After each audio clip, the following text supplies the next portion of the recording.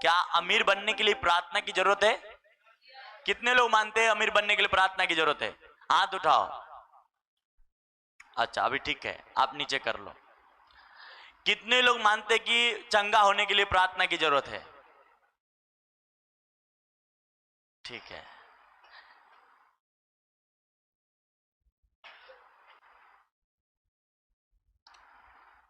हाँ, सभी लोग के हाँ है। हाँ, कितने लोग मानते कि हमारे घर में जादू टोना काम करे तो प्रार्थना से ठीक होगा? मतलब सब।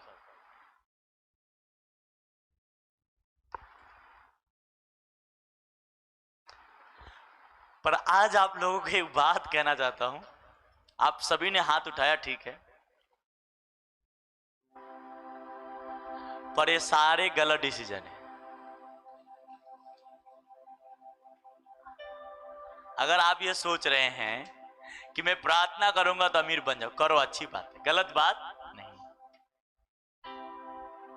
या आप ये सोच रहे हैं कि मैं बीमार हूं और प्रार्थना करूंगा तो मैं चंगा, वो आपके लिए ठीक है, हमारे नजर में भी ठीक ही है, पर वचन के नजर में, परमेश्वर के नजर में वो ठीक। आप ये सोच रहे मैं गरीबी से आजाद हो जाऊं, मैं अमीर बन जाऊं तो मैं प्रार्थना करूं, आपके नजर में, हमारे नजर में ठीक है, पर बाइबल के नजर में वो ठीक। ये इन सारी चीजों की रास्ता एक ही है। उसने व्यवस्था विवरण में किताब में कहा, अगर तुम मेरी माने और मेरी आज्ञा को माने तो सारे आशीष तुम्हें यूं ही मिल जाएंगे, जिसके लिए तुम्हें जोर लगाने की जरूरत नहीं है। हालेलुया। अगर मेरी बात को अगर मान ले, हाँ, मेरी बात को अगर मान लेते सब चीजें, बाप के बात मानेंगे तो बाप की जायदाद किसका होगा? पड़ोसी का कि आपका ही होगा? हाँ, तो प्रार्थना की जरूरत है, ऐसा नहीं है। प्रार्थना आपकी परमेश्वर के साथ संगति बनाता है, उसके साथ बैठना सिखाता है, उसके साथ आप अपनी बातों को रिक्वेस्ट रख सकते हैं, कोई बात नहीं, गलत नहीं है। पर ये परमेश्वर के नजर के हिसाब से आपने सालों से अभी अमीरी होने के लिए प्रार्थना कर रहे हैं, सालों से प्रभु मेरा दुख चला जाए, नहीं जा रहा है, क्यों? जाना चाहिए ना, क्यों नहीं? वो तो कहता है मैं तेरे आमीन बोलने से पहले जानता हूं, तेरा प्रॉब्लम सॉल्व कर दूंगा। पर बात यहां यह है कि आप लोग उसके वचन को नहीं मानते और यह प्रार्थना करते हैं, प्रभु मेरा घर के कर्जा चला जाए, प्रभु मेरे घर में अमीरी आ जाए, प्रभु मेरा बीमारी चला जाए, मेरा ये हो जाए, वो हो जाए। पर इन सारी चीजों का जड़ तो यही है कि परमेश्वर की बात आप माने पहले। उसने कहा, आकाश के पक्षियों को देखो, न तो बोते हैं और न तो काटते, फिर भी मैं उसे खिलाता हूं, तो तुम्हें भी खिलाऊंगा। तुम पहले मेरे राज और मेरी धर्म की खोज करो कि मैं क्या हूं, मेरे बारे में जानो। हालेलुया।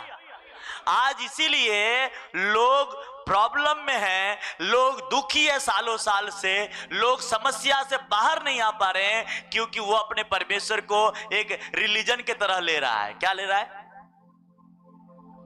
हमारा परमेश्वर कोई रिलीजन नहीं है, हमारा परमेश्वर वो परमेश्वर है जो जिंदा है, और वो दात और धर्म बनाने नहीं आया, उसने जीवन बचाने आया। हालेलुया। जात और धर्म से हमें कुछ लेना देना नहीं है, हमें सही इंसान बनना है। Praise the Lord. हालेलुया। आप जो है वही रहेंगे। हाँ,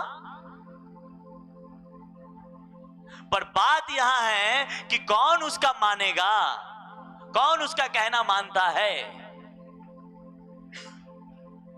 हाँ, आप मुझे बताओ, उराऊ पुत्र के बाइबल कितने लोग पढ़े हैं?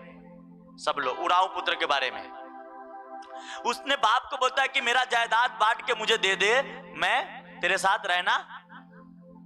उसने बोला कोई बात नहीं बेटा, डोंट वरी, आप ले जाओ।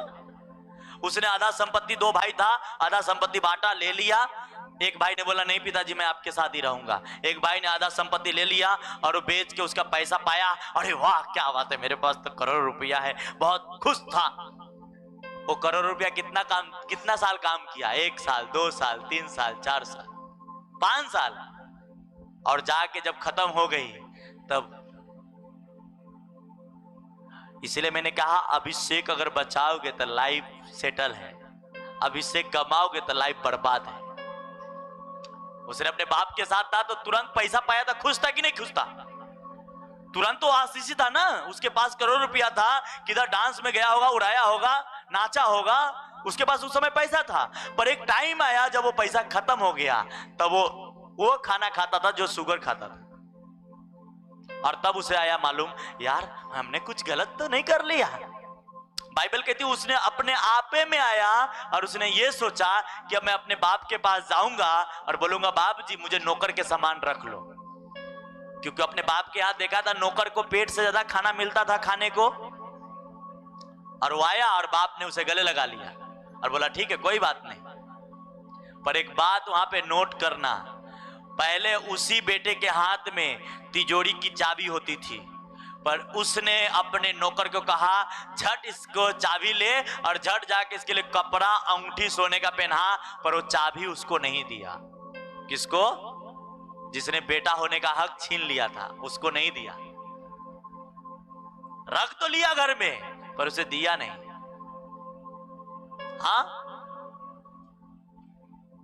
मैं आपसे कहना क्यों चाह रहा हूं, एक वचन पढ़ेंगे फिर आगे बात करेंगे। इफिसियों की किताब 6 अध्याय 1 वचन। इफिसियों नया नियम, इफिसियों की किताब 6 अध्याय 1 वचन पढ़ो। इफिसियों की पुस्तक उसका 6 अध्याय और उसका 1 वचन। हाँ, हे बालको प्रभु में अपने माता पिता के आज्ञाकारी बनो। कहता है हे बालको प्रभु में अपने माता पिता के, कहा प्रभु में। ध्यान से बात नोट करना, संसार के भी माँ बाप होते हैं, शारीरिक माँ बाप होते हैं। क्या शारीरिक माँ बाप होते हैं ना जो हमें पैदा करते हैं, वो बात पौलुस नहीं कह रहा है। पौलुस आत्मिक माँ बाप के, एक पास्टर एक अगुआ की बात कर रहा है, क्योंकि पौलुस जो पत्री लिख रहा था किसको लिख रहा था? कलीसिया को लिख रहा था। किसको लिख रहा था? कलीसिया को लिखता था। तो कहते हैं कलीसिया को ये कह रहा था कि हे बालको अपने माता पिता का क्या करना? कौन माता पिता का? जो आत्मिक माँ बाप है। और आगे, और क्योंकि यह उचित है, ये उचित भी है। क्या है? ये उचित है। और अपनी माता और पिता का आदर कर, यह पहली आज्ञा है जिसके साथ प्रतिज्ञा भी है। ध्यान से सुनो, बात पढ़ना आसान है, समझना मुश्किल है। कहता है इसमें प्रतिज्ञा है। क्या है? प्रतिज्ञा क्या चीज था? अब्राहम को कहा तू मेरी बात माने तो तू पूछ नहीं सिर बनेगा, तू लेने वाला नहीं देने वाला बनेगा, तू नीचे नहीं ऊपर रहेगा, तू दूसरे का दास बनाएगा, तू किसी का दास बनेगा नहीं। इसमें एक प्रतिज्ञा था और इसके साथ वाचाई भी है। क्या? फिर से पढ़ना वो लाइन, दूसरा। और यह पहली आज्ञा है, ये पहली आज्ञा है। क्या है? ये पहली आज्ञा है और जिसके साथ प्रतिज्ञा भी है। जिसके साथ प्रतिज्ञा है।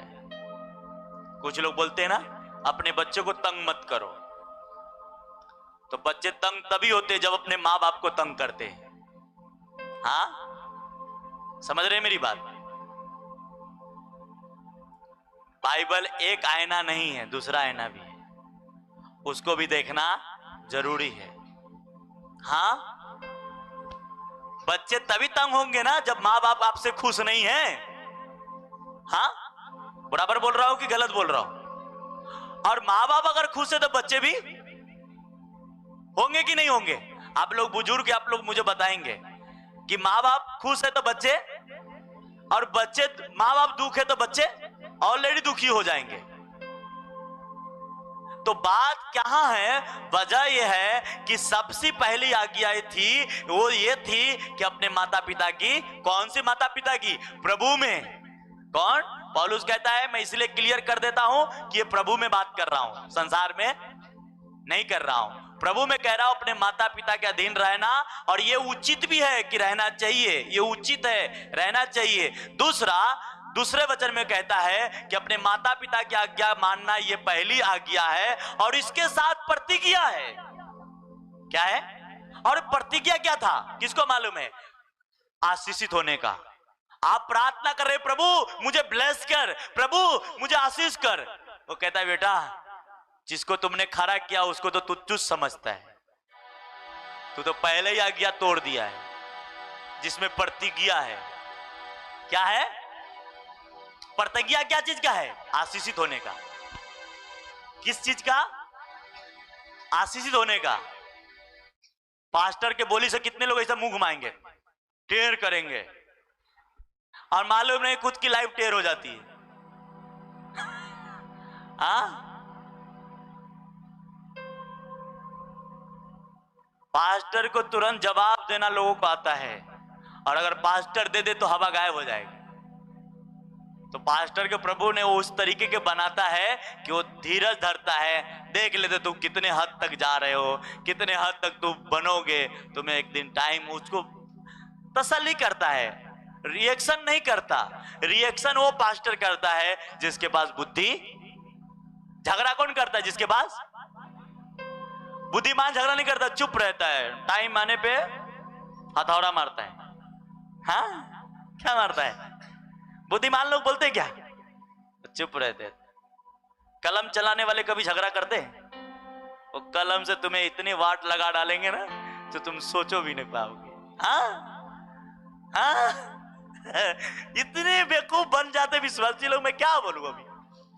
कलम, अगर वकील से, अगर कोई वकील है ना, उसको देख लिया, पुलिस वाले भी उससे डर जाते हैं, ये वकील हाँ से, हाँ इससे पंगा लेना भारी काम है। क्यों? मालूम है तो मेरे को घसीट घसीट के ना इतने घसीट डालेगा कि, और नौकरी जाएगी तो जाएगी वो तो अलग, पर इतने घसीटेगा ना, क्योंकि अपने को मालूम नहीं है कानून के बारे में, उसको ज्यादा मालूम। तो मसीह लोग ऐसे हैं, विश्वासी लोग ऐसे हैं। इसीलिए मैंने कहा आज कुछ स्पेशल ही आप लोगों से बात करूं। क्यों लोग आशीषित नहीं होते हैं, क्यों लोग श्रापित होते हैं, क्यों लोग बीमार रहते हैं? ये वजह प्रार्थना नहीं है। अच्छा एक बात बताओ, बाइबल में लिखा है, यीशु मसीह ने कहा मेरा पिता मेरा प्रार्थना क्या, तो फिर उसने प्रार्थना क्यों नहीं की है पिता मेरी जान बचा दे? मुझे बताओ। उसने सूबेदार को कहा कि अपने चेलों को या राजा किसी को तो कहा, मुझे इतना याद नहीं, फिर भी मैं आपसे कह रहा हूं कि अपने चेलों से ही शायद कहा कि मैं अभी विनती करूंगा तो 12 पलटन से अधिक स्वर्गदूत यहां एकत्रित हो जाएंगे और इनके वाट लगा डालेंगे राजा लोग। पर बोला मैं ऐसा नहीं करूंगा। मुझे बताओ जान किसको प्यारा नहीं है? सबको है कि नहीं है? फिर यीशु मसीह प्रार्थना क्यों नहीं किया? मुझे बताओ। आज के विश्वासी बेवकूफ है, आज उसको बुद्धि की जरूरत है, उसके पास समझ की जरूरत है। क्यों नहीं प्रार्थना किया कि प्रभु मुझे बचा? और वो प्रार्थना करता तो प्रभु बचाता, ऐसा नहीं है कि नहीं करता। क्यों नहीं किया? क्योंकि यीशु मसीह के बात पढ़ चुका था भजन संहिता का 16वां अध्याय में, मैं तुझे मृत्यु में से भी जिंदा कर लूंगा। और इसीलिए यीशु मसीह ने उस वचन पे विश्वास किया कि मेरा परमेश्वर मुझे मृत्यु में से जिंदा करेगा, और इसलिए उसने प्रार्थना नहीं की। और आज आपको मालूम है कि वचन कहता है मेरी आज्ञा मान मैं तुझे आशीषित करूंगा, और आप प्रार्थना कर रहे हैं। क्या कर रहे हैं? आप प्रार्थना कर रहे। वो कह रहे तो मेरी आज्ञा मान, आप प्रार्थना कर रहे प्रभु मुझे फाइनेंस के खोल दे, मेरे को बीमारी चला जाए। आप प्रार्थना, वो कह रहे कि वचन में लिखा है कि तेरे कोरे खाने से मैं चंगा हो गया। आप प्रार्थना कर रहे कि प्रभु मुझे चंगा कर दे। वो कहता है बेटा वचन तो लिखा है ऑलरेडी, तू मेरा बात मान। यीशु मसीह क्यों नहीं किया? मुझे ये बात की आज किसी भी विश्वासी से पूछ लेना। अगर जो आपको कहता है प्रार्थना करनी जरूरी है, तो यीशु मसीह के जान प्यारा नहीं था? यीशु मसीह के दर्द नहीं हो रही थी? यीशु मसीह को डंडे नहीं पड़ रही थी? सब हो रहा था, पर उसे मालूम था क्योंकि उसने वचन का बाय हार्ट किया था, होमवर्क किया था कि वचन में लिखा है कि तुम्हें मृत्यु में से मैं जिंदा और कर लूंगा। और उसने धीरज रखा और प्रभु के वचन पे भरोसा रखा और उसे मृत्यु में से जिंदा किया। वही परमेश्वर। हालेलुया। Praise the Lord.